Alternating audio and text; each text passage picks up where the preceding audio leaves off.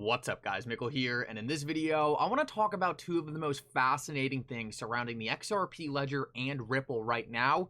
First of all, I want to talk about the chances that this entire Ripple SEC case is all a show. Guys, I want to break down exactly why I think this and what outcome we should expect if this case was in fact a show. Guys, make sure to stick around for that. You are not going to want to miss that.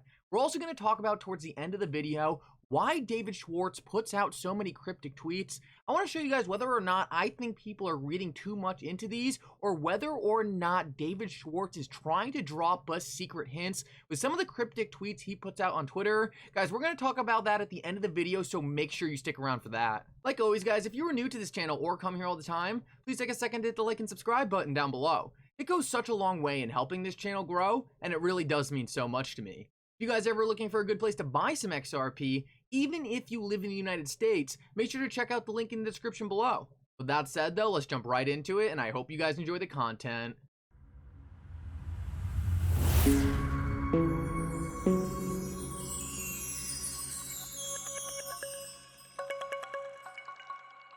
Real quick guys, MOO-MOO is slowly becoming one of my favorite places to buy and sell stocks. MOO-MOO is a regulated exchange with a great interface. MOO-MOO is currently running an awesome promotion where if you sign up using the link in the description of this video, you could win up to 13 free stocks. Each one of these stocks could be worth up to $3,000. So guys, do not miss out on that and go check out MOO-MOO now. So guys, I wanted to start out this video by showing you this quick clip from J.W. Barrett. Now, J.W. used to work at the SEC, so I think it's really important to listen to him when he talks because he clearly has inside information on what's going on in the crypto industry right now. After that, I want to go over Jeremy Hogan's response because I think he brings up some key issues that's really going to shed light on how absurd the SEC is being right now. Listen closely to this and then we'll go over it.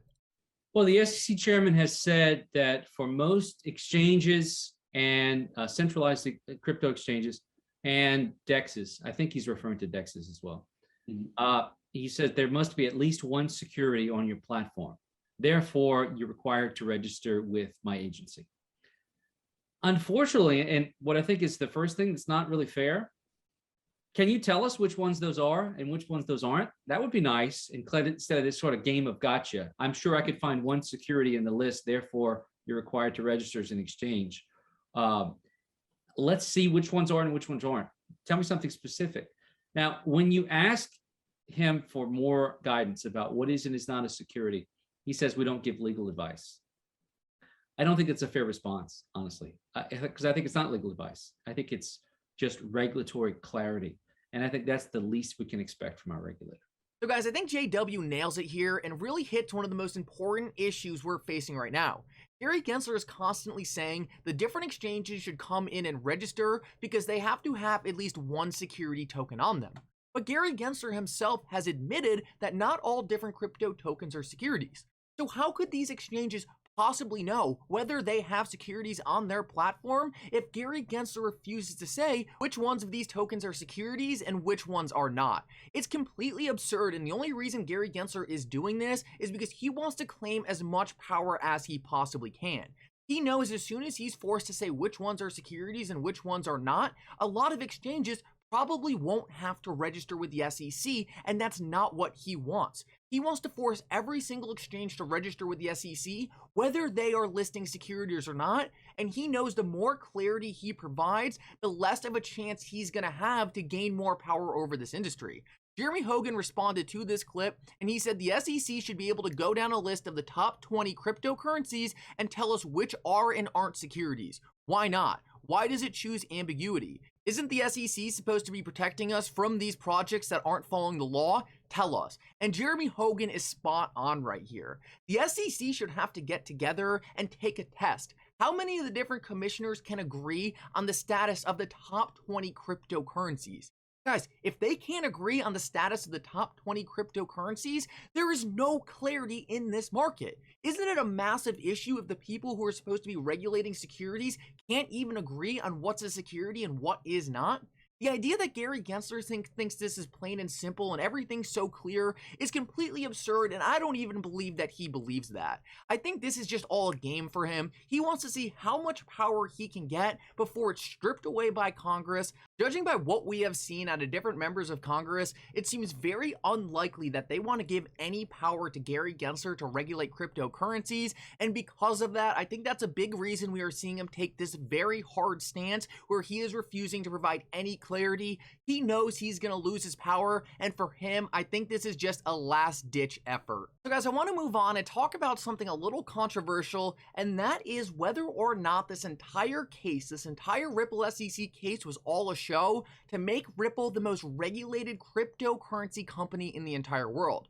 So John Deaton put out a tweet thread breaking down why he believes the SEC's case against Ripple was a weapon to slow down Ripple. And I thought Jungle Inc. chimed in and put in some very good insight that really just looks at everything in a different light. Now, John Deaton has been spot on with everything he has been saying about this case, but at the end of the day, we really have no idea what happened behind the scenes here. I think it's more than likely that John Deaton is right and this was an attack, but guys, there is still a chance that this was a setup. Nothing is certain, and I think Jungle Inc. makes some great points here.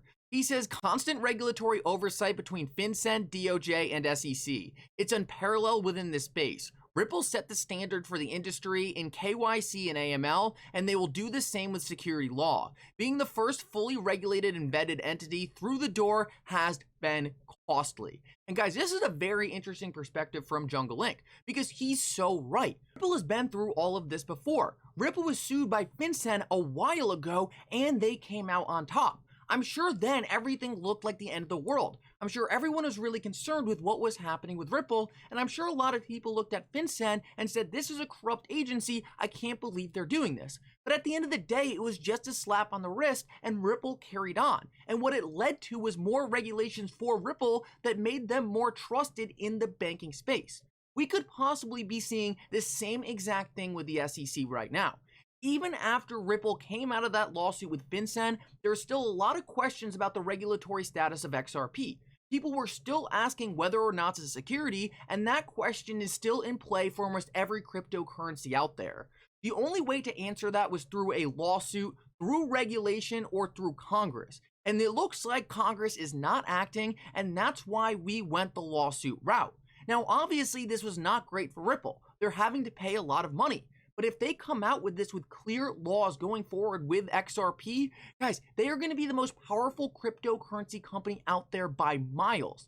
They are going to have the clarity they need to run their business in the US and completely dominate the cryptocurrency industry.